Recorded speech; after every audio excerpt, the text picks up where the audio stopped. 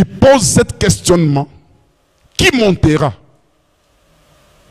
C'est ce que le psaume a repris. Qui montera sur la montagne de l'Éternel? Alléluia.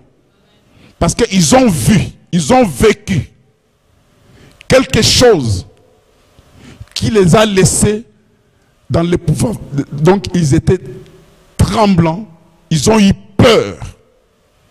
Tout le peuple avait peur de ce qu'ils ont vu. Alléluia. C'est pourquoi ils se disaient, nous, malgré que Dieu nous a sanctifiés, mais ce que nous avons vu, nous sommes incapables de monter sur la montagne.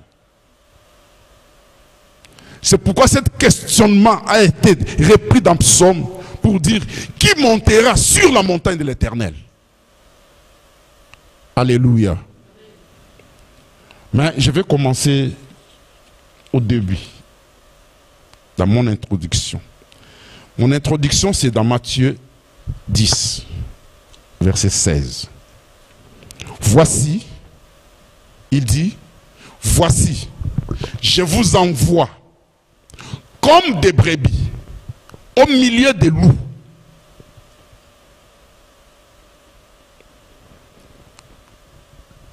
Mais soyez prudents comme les serpents et simples comme des colombes. Alléluia. Je crois que on nous a beaucoup parlé sur ces points-là. Je crois que tout le monde avait saisi. On nous a parlé des colombes, on nous a parlé des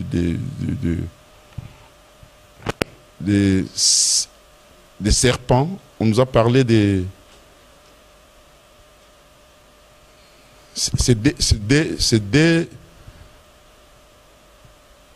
Largement, on a parlé de ça. Mais moi, je voudrais ajouter quelque chose sur les brebis. Alléluia. Je voudrais ajouter sur les brebis. Il dit, Jésus dit, je vous envoie comme des brebis au milieu des loups. Mais soyez simples comme les colombes, prudents comme les serpents.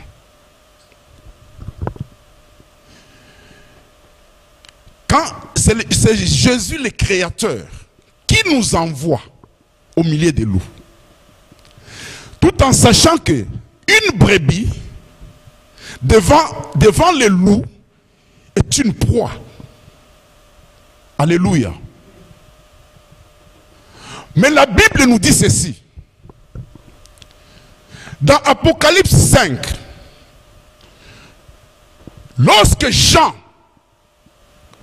a eu la vision et il pleurait, la Bible nous dit qu'un des vieillards l'a touché pour lui dire, voici le lion de la tribu de Juda a vaincu, car il a ouvert ce livre qui était scellé de 7 sceaux. Et lorsque Jean a fixé ses regards, qu'est-ce qu'il a vu? Il n'a pas vu le lion, mais il a vu l'agneau. Apocalypse 5, à partir du verset 5. Quand Jean a fixé les regards, le vieillard lui dit, voici le lion de la tribu de Juda. Il a vaincu, car il a ouvert ce livre qui était scellé de 7 sceaux. Mais lorsque Jean a tourné les regards pour regarder, il a vu l'agneau comme immolé. L'agneau, c'est le petit des brebis. Lorsque le Seigneur nous envoie, parce que nous sommes les envoyés de Dieu, lui qui est le lion, quand nous allons dans le monde au milieu des loups, les loups qui nous regardent, parce que nous sommes les envoyés du lion, Il voit derrière nous les lions. Alléluia. C'est ce qu'il voit. C'est pourquoi les loups ne vous touchera pas, parce qu'il voit les lions. Cela veut dire que devant toute situation difficile, il ne faut pas trembler si tu es dans la bonne direction avec Dieu. Ne tremble pas. Alléluia. Les loups, une forte maladie, une maladie qui ravage, est aussi un loup. Mais si toi tu es un envoyé de Dieu, si tu es un enfant de Dieu, tu dois avancer, parce que tu sauras, donc tu dois savoir que je ne suis pas cette maladie devant moi. Et moi je suis un lion. Cette maladie, c'est un loup. Mais moi je suis l'envoyé de Dieu. Derrière moi, il y a le lion. Et cette maladie aura peur de moi.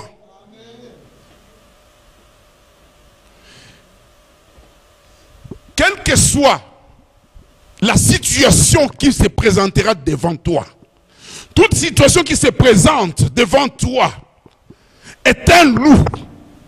Mais toi, tu es un brebis envoyé par le lion de Juda.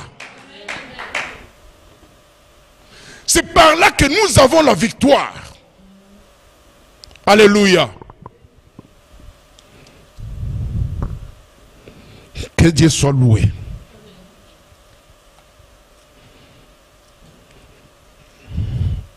Je rentre maintenant dans mon message. Ça, ce n'était que l'introduction.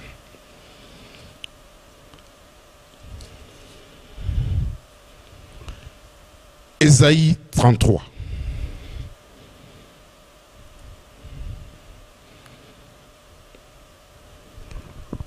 Les pécheurs sont effrayés dans Sion. Un tremblement saisit les impies. Qui de nous pourra rester auprès d'un feu dévorant? Qui ne pourra rester auprès des flammes éternelles? Qui de nous pourra rester auprès des flammes éternelles? Il s'est posé des questions. Et au verset 15, la réponse: c'est lui qui marche dans la justice et qui parle selon la droiture, qui méprise un gain acquis par extorsion, qui secoue les mains pour ne pas accepter un présent, qui ferme l'oreille pour ne pas entendre des propos sanguinaires, et qui bande les yeux pour ne pas voir le mal.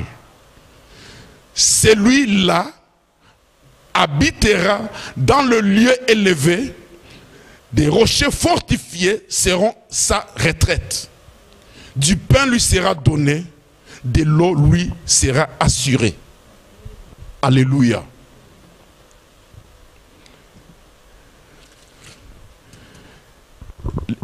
Les parties que nous avons, la partie que nous avons lue, nous venons de lire maintenant, c'est aussi ça, les psaumes, c'est aussi le même avec le psaume 24, versets 2 et 4.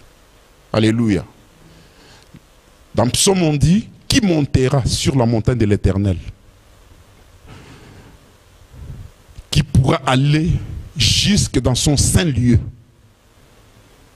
C'est celui qui a les mains innocentes, qui a un cœur pur, celui qui ne trompe pas son âme.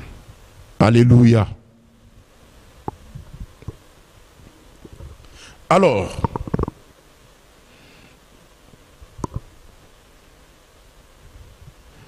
à savoir que Dieu nous a envoyés à être simples, comme des colombes, prudents comme des serpents.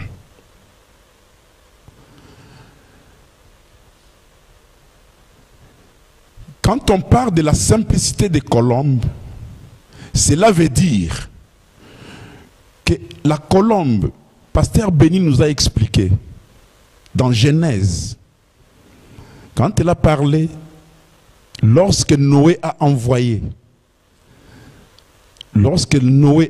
la colombe, quand vous lirez Genèse 8, vous comprendrez l'obéissance de la colombe. Alléluia. Quand il a lâché la colombe est partie et puis il est revenu. Alors que quand il a lâché le corbeau est allé pour toujours. 2 fois il a lâché la colombe, mais la colombe revenait toujours. Alléluia. C'est-à-dire, il y a l'obéissance. Dans l'obéissance, ici, dans Ésaïe 33, les pécheurs s'est lamenté. Les gens de mauvaise vie s'est lamenté. Ils savaient qu'ils n'étaient pas dignes de monter sur la montagne de l'Éternel. Vu ce qui leur est arrivé autrefois, ils se disaient, qui de nous pourra monter sur la montagne de l'Éternel? Qui peut demeurer dans ce feu-là? Qui peut habiter dans ce feu éternel? Ils se posaient des questions. Mais au verset 15, ils ont eu la réponse. C'est celui qui marche dans la justice et qui parle selon la droiture. Marcher dans la justice et parler dans la droiture. Cela veut dire, cela sous-entendu, où je peux dire que ici, on nous parle de l'obéissance. Parce qu'on nous recommande d'être simple comme colombe. On nous parle de l'obéissance. Il y a, l'Éternel Dieu dit ceci. Nous devons savoir, quand nous sommes devenus enfants de Dieu, nous devons comprendre que la pensée de Dieu n'est pas nos pensées. Comme les voix de Dieu ne sont pas nos voix. Nous devons faire un effort de chercher à rentrer dans la pensée de Dieu. Nous devons faire un effort de suivre les voies de Dieu. Mais dans la plupart des temps, qu'est-ce qu'on constate? On constate que les chrétiens ont ils ont leur propre voie et ils veulent attirer Dieu dans leurs pensées et faire marcher Dieu sur leur voie. C'est ça l'homme. Mais Dieu ne te suivra jamais. L'Éternel Dieu ne te suivra jamais. Parce que s'il te suit, tu tomberas. Tu dois suivre l'Éternel parce que c'est lui qui connaît les chemins. Tu dois suivre l'Éternel parce que c'est lui qui connaît le lendemain. Même si dans tes yeux tu vois que ça c'est bon. Si l'Éternel te dit que ce n'est pas bon, il faut le croire. Alléluia. C'est ça, c'est lui qui marche dans la justice et qui parle selon la droiture.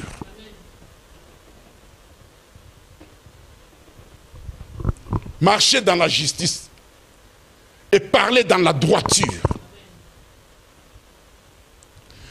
Il y a une chose, je vais le répéter encore aujourd'hui parce que je l'ai déjà prêché. Jean 3, 16.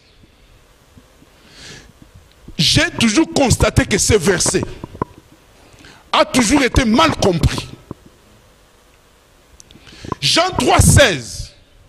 2 Corinthiens 5, 17. Ces deux versets disent la même chose.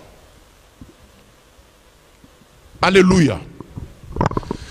Jean 3,16 nous dit, Dieu a tant aimé le monde qu'il a donné son Fils unique afin que quiconque croit en lui ne périsse point, mais qu'il ait la vie éternelle. 2 Corinthiens 5, 17 dit, si quelqu'un est en Jésus-Christ, il est devenu une nouvelle créature. L'ancienne chose est passée et tout est devenu nouvelle. Ces deux versets disent la même chose. Le grand problème, c'est dans Jean 3,16, croire en Jésus. Comment vous définissez croire en Jésus? C'est là où tout semble être emporté ailleurs. Parce que comment vous le définissez? Croire en Jésus, cela veut dire, je reconnais qu'il n'y a pas un autre chemin qui conduit dans l'éternité. Il n'y a pas un autre vrai qui conduit dans l'éternité. Le seul vrai, l'unique qui conduit dans l'éternité, c'est Jésus. Et je dois maintenant me débarrasser de ma vie ancienne pour entrer, adhérer, si vous voulez dire, adhérer dans les principes du vrai. Parce que le vrai là, c'est la vie éternelle. Je rentre maintenant dans les principes de la vie éternelle. Les principes de la vie éternelle sont établis. C'est pourquoi je vous disais, les voies de Dieu ne sont pas nos voies. Comme nos pensées ne sont pas les pensées de Dieu. Tu dois faire un effort de chercher la pensée de Dieu. Tu dois faire un effort de chercher les voies de Dieu. Les voies de Dieu sont établies dans la Bible. Je vous dirai encore que la parole de Dieu, celui qui a la parole de Dieu, il a aussi l'Esprit de Dieu. Parce que l'Esprit ne se dissocie jamais avec la parole. Alléluia. Les deux marchent ensemble. Les deux marchent ensemble. L'esprit et la parole. C'est pourquoi Jésus dit, la parole est esprit et vie. Alléluia.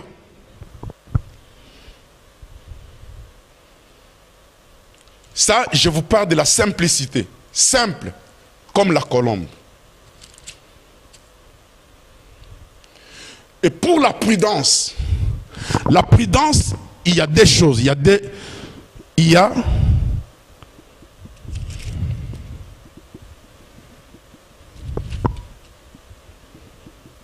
C'est lui qui secoue ses mains pour ne pas accepter un présent.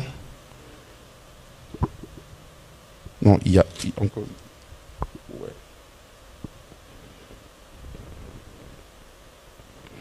Oui, et c'est lui qui méprise un gain acquis par extorsion.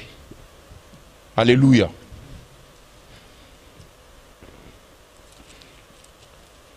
Pour la prudence, il y a quatre choses. Il y a celui qui n'accepte pas un gain par extorsion et qui secoue ses mains pour accepter des présents. Il y a aussi celui qui ferme l'oreille pour ne pas entendre des propos sanguinaires et qui bande les yeux pour ne pas voir le mal. Alléluia. Il nous dit,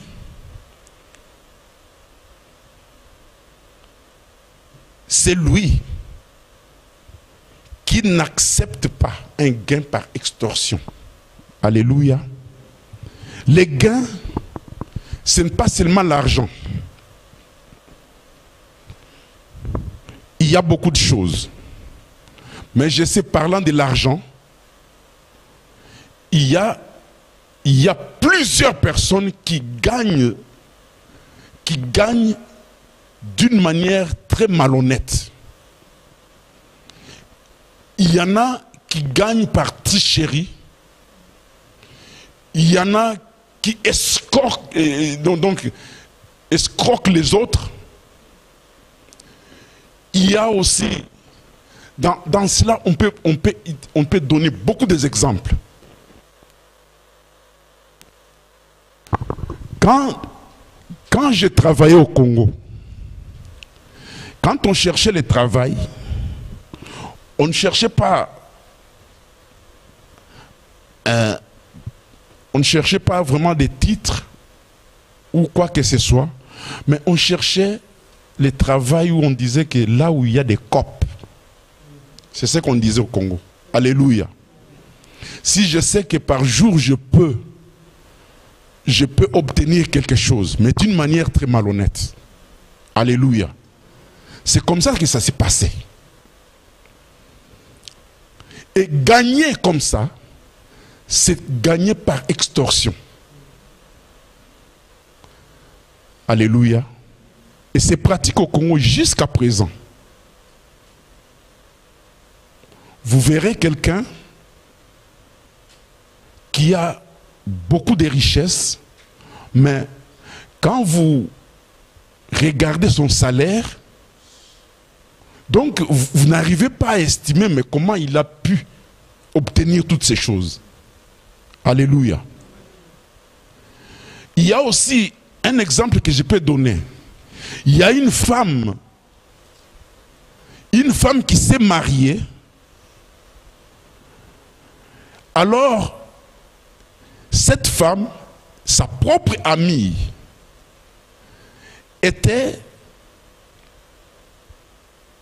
il enviait le mari de sa copine. Alléluia.